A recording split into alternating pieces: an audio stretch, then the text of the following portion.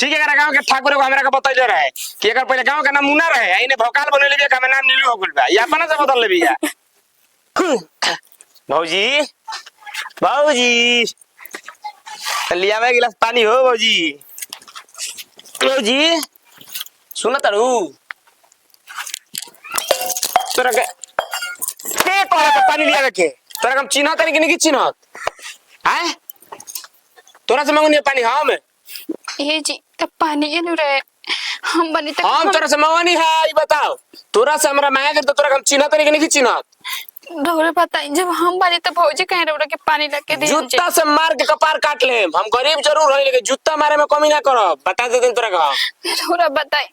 हमारे में कौन गलती बटू ना खबर है हमरा तोरा से हमरा तनिको दिल प्रेम नहीं खेलागत बुझा गइले आते हमरा नजरी के सोझा न ताओ जब रोरा हमरा से इतने नफरत रहे तो फिर हमरा से शादी काहे कइनी हम कर दे देखला को बुझाते के पाप परी तनियो मुनि के देखला से कहि कि मेहरारू के दे हां ठीक है वो ठाकुर हमरा के बदले से कर काम है के एकर पहले मुन्ना नाम रहे ये अपना से बदल ले बिया ने ठीक है गांव के ठाकुर को हमरा के बतैले रहे कि एकर पहले गांव के नाम मुन्ना रहे आइने भोकाल बनेले बिया का नाम नीलू हो गेल बा ये अपना से बदल ले बिया आवा तारी पानी लेके हमारा नजरी के सोया पर नत जूता से मारा फाटल से नया से पीटे में तो तोरी इज्जत बढ़ी है रौरा नहीं के रहे के तो सब बोल दी के हम ना और कैसे साफ साफ बोली और तो कहा तरी कि ना तोरा के राखब ना तोरा घर में रखब तोरा नहीं के रखे तो जो अब का कही अब बोल मुंह से तो कहत रहो काले कही कि शादी बियाह के कह के ना हम ना रखब आदमी कोनो खिलौना ना कि बियाह करके लगे घर में बैठा के कह के मने नहीं के भावत तो तू तो कर लेलू शादी हमार तो जीवन के कर देलू बर्बादी अब कहिया मिली हमरा आजादी हैं ये कुल तो देखत देखत मर गेल हमर दादी तो दादी के मर्जी रहे ना कोतरी के दादी के मर्जी रे शादी बियाह हो गए फलान चिलाना और दादी के हमरा साथे रहे के रहे के रहे हमारो दादी के ख्वाहिश रहे क्योंकि ख्वाहिश पूरा करे खातिर हो क्योंकि जिंदगी के साथ खिलवाड़ नहीं की कर सका तारा जुरे खिलवाड़ करतनी हम भाई बड़ तू ही बड़ा गोटी है तारा जुरे खेलतनी हम हैं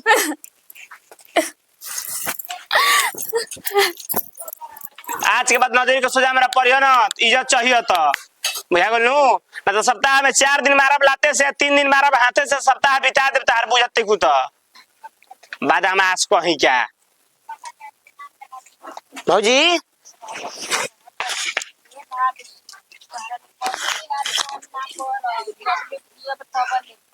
जब से शादी बियाह भइल त घरारू आ गइल तब से हम खाए जहिया हमरा के भेटा जा हम मौके खोजे तनी कि अकेले में भेटा तो हरागी में ना पूरा कोई ना तो कोई के का तनको इनका समझ में आवता कि हम का वाटा कइले बानी यार फूल भूल आ गइल बना ये कोई निभा दे तो हम जानी कि हां हमरा से किसी को प्यार बाटे भौजी मर्द के छोड़ दिहनी हो ता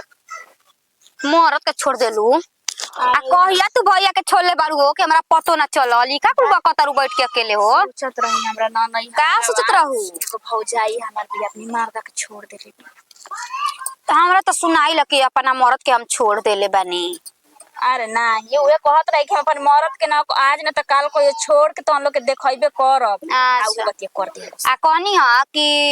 भैया कबेले फोन करतन हमारा मोबाइल पर आ तू कहां रखल रहत अपन मोबाइल के तू नहीं खुद ठीक करत तबियत खराब बाजी मोबाइल तो घरे में रहना काहे उठा के बोल देनी कि राती के बतियाई राती के बतियाई हे भगवान तू राती के बतियाईबू का करी काम धाम ई बताई अब फूले को हनाए लागत तनी कहत तनी कि दिन भर तू बतियाईबे कर काम धाम ना करे छी जी खाली उनके लिए लागल रही हम ई बात तो बटुआ हो कनी कि नयन और भौजाई एगो आइल बड़ी आ तू उनका लगे पजरे बैठत उठत नहीं खुका कोनो बात बता रहते होते का दाग देले बिया हो लइकिया छो ना आजकल के जुग जमाना देखत तनी ना जैसे गांव में होता ना का खाला चबोकन क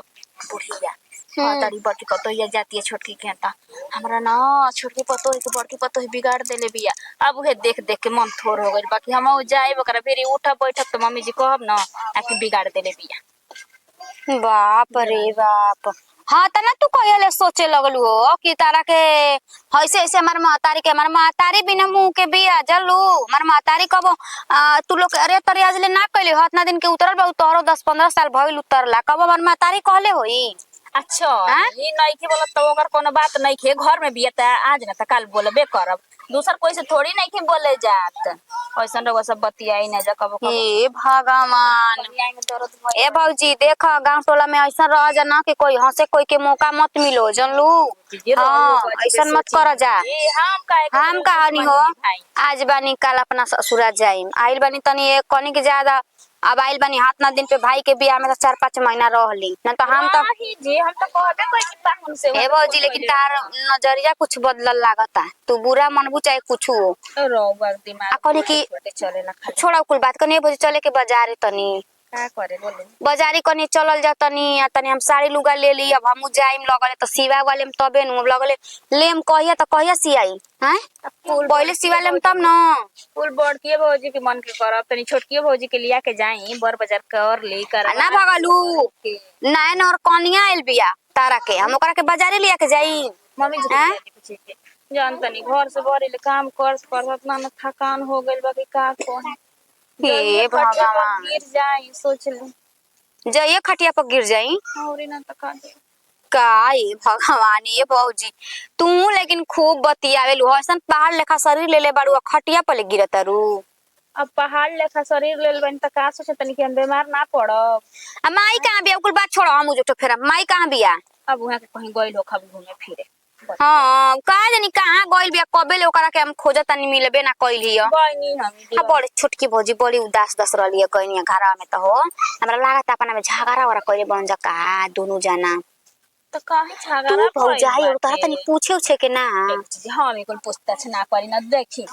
मर्द मेहरा के झगड़ा सरकारो ना फरिया पैना तो हम के हम बताई रो हां ई बात तो बटू ई बात अबे उन लोग में झगड़ा होई अबे बोला चली हो जी हम पावर हो जाए हां ऐसे बढ़िया कि आराम से साइड में रहे चलो ठीक है बता बैठल बा त बैठा भैया से बतियाला कबे ले फोन करके मार खिसिया तरन कि कहां बिया फोन नहीं के उठावत तू ना तारो भौजाई कहे के ना चाहिए तोहरो बुझाला न कि हमर भैया से कोनो लगावे नहीं के 50 बार फोन करे तो एक बार बतियावेलू कन्या ए कन्या का करत हो अरे दादा कन्या आवा कन्या जाता नहीं बाजार कुछ तोहरो के लिए आवे के बा ना मम्मी जी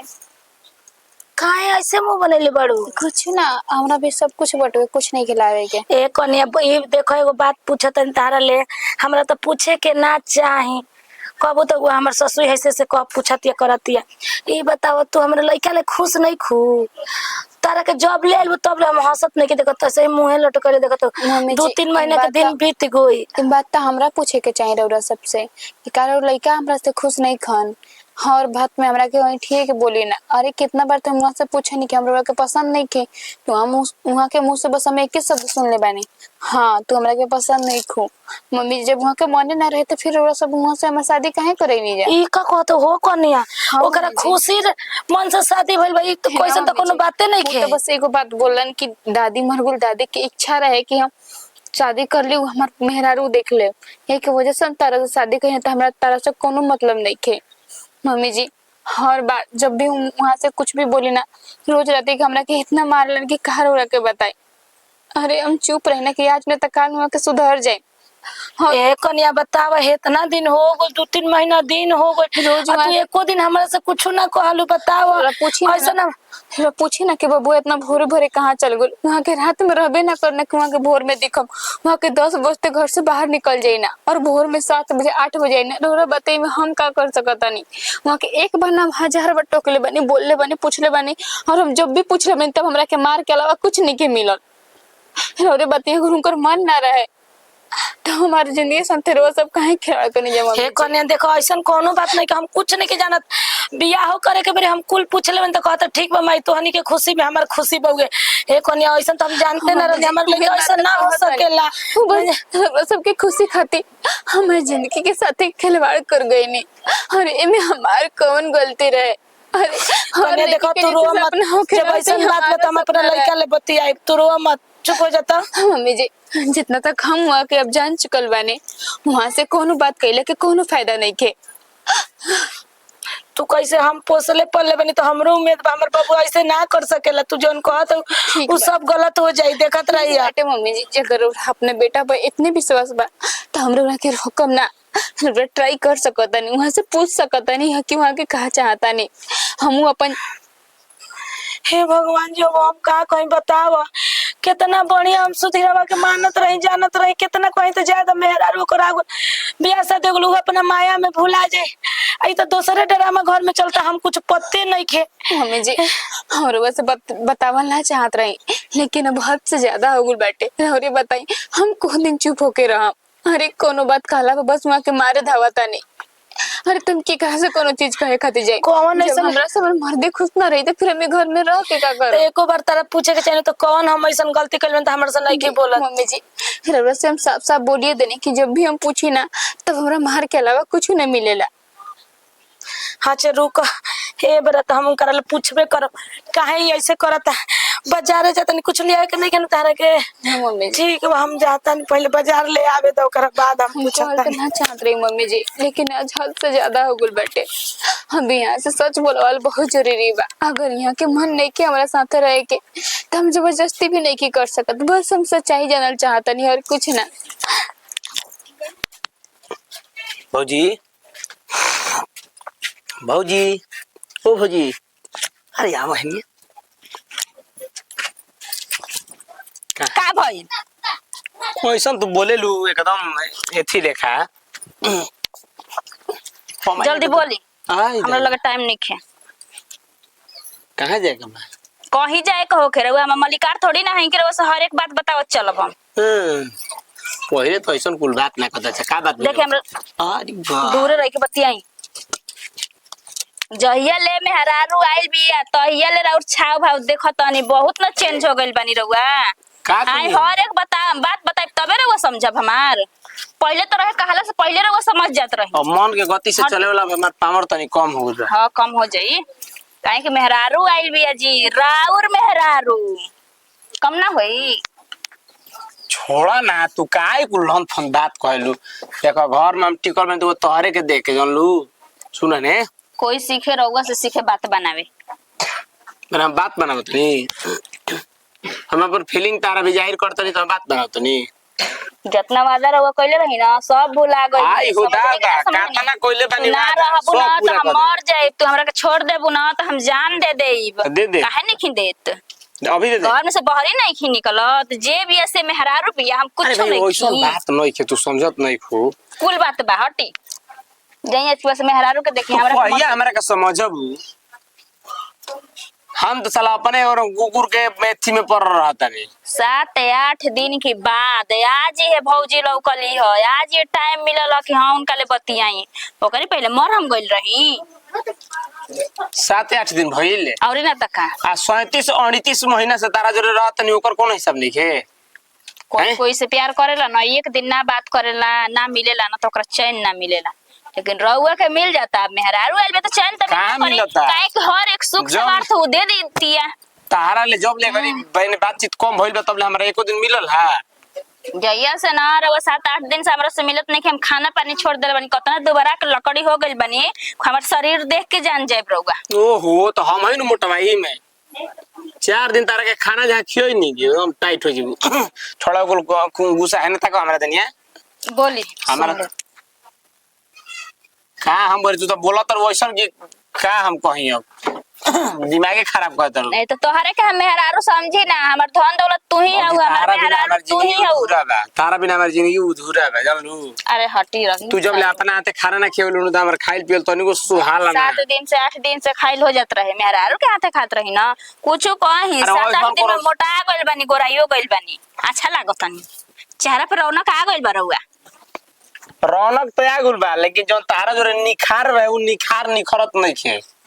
देखिए हम एगो बात बोलत तनी, ठीक बा? दूगो में से एगो बोला चुने के बाटे। हाँ, चुने। अगर ओकरा भिरी जाए तो हमरा भिरी ना, हमरा भिरी रहब तो ओकरा भिरी ना। अब सोच ली कहाँ रहे के बा।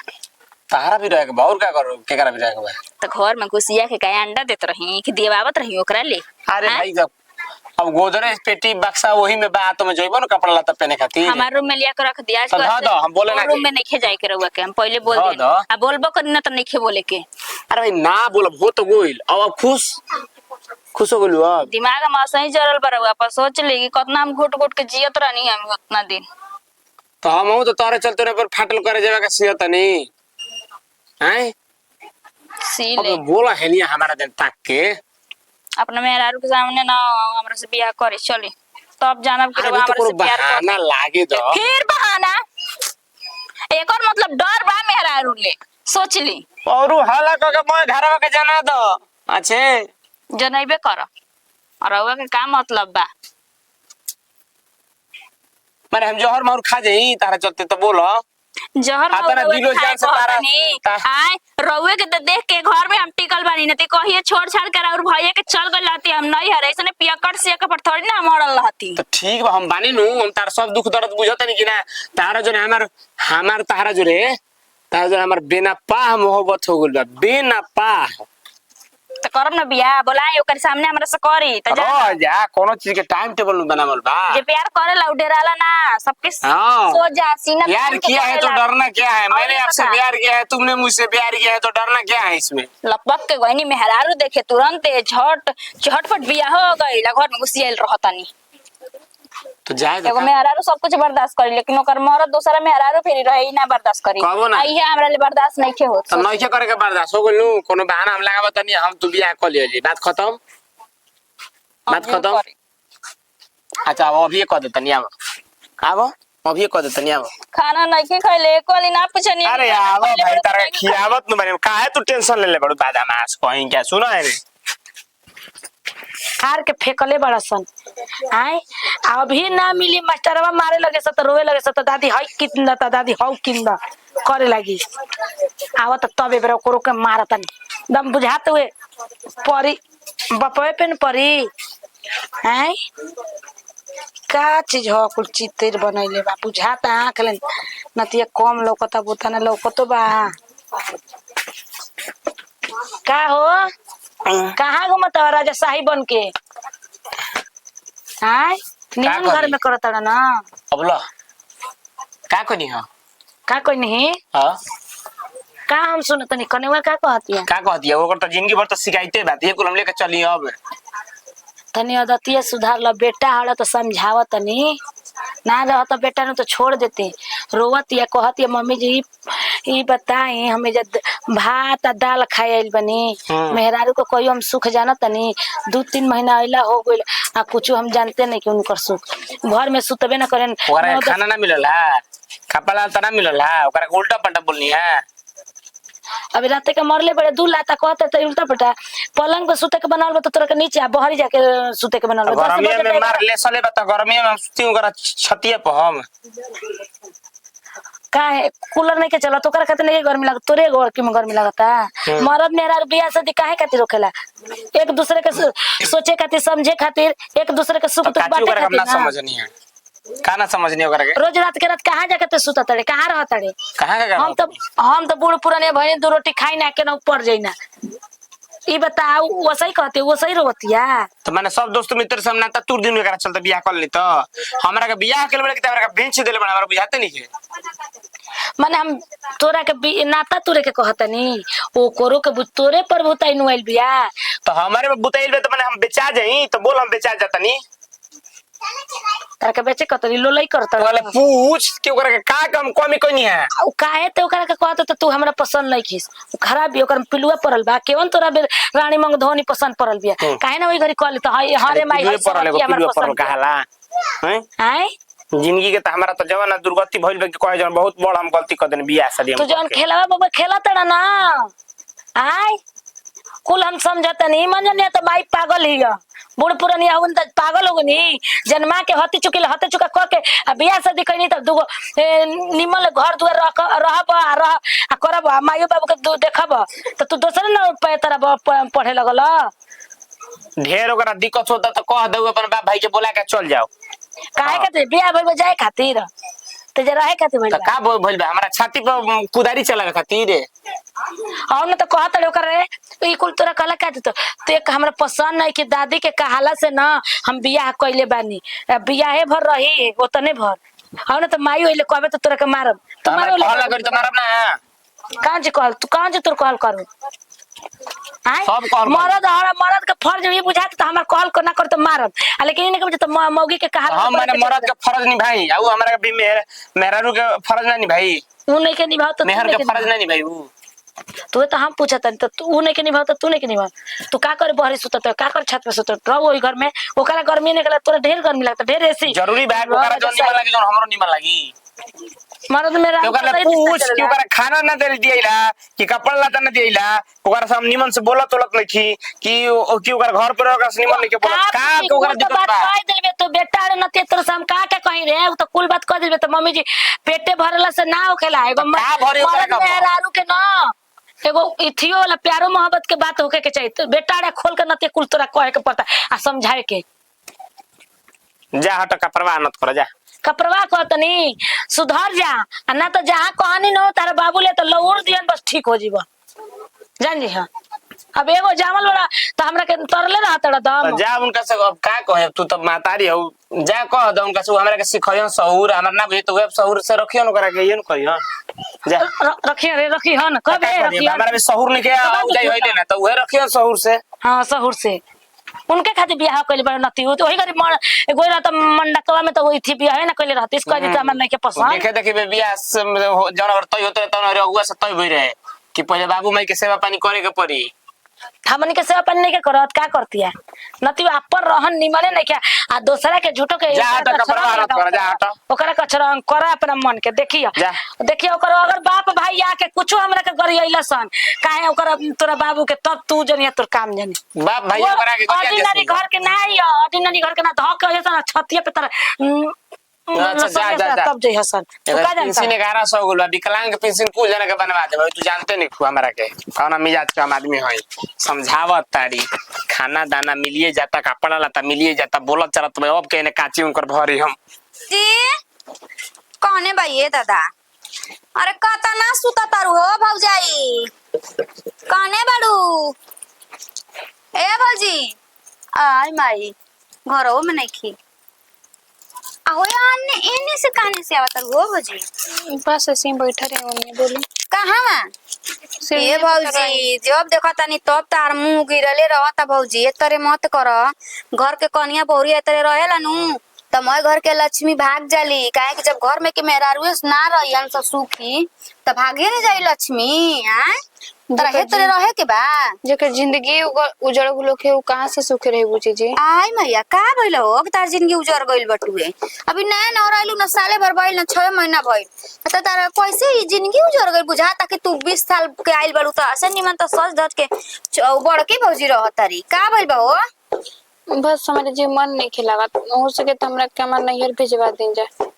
ई का कहत रुए दादा तारा के नैहर भेजवा दी जा ओहे जौन रो सुनत नहीं अब भइल का ह ई त हमरा खुद पता नहीं चलत कि आखिर होत का बा ये भगवान जिया ये दादा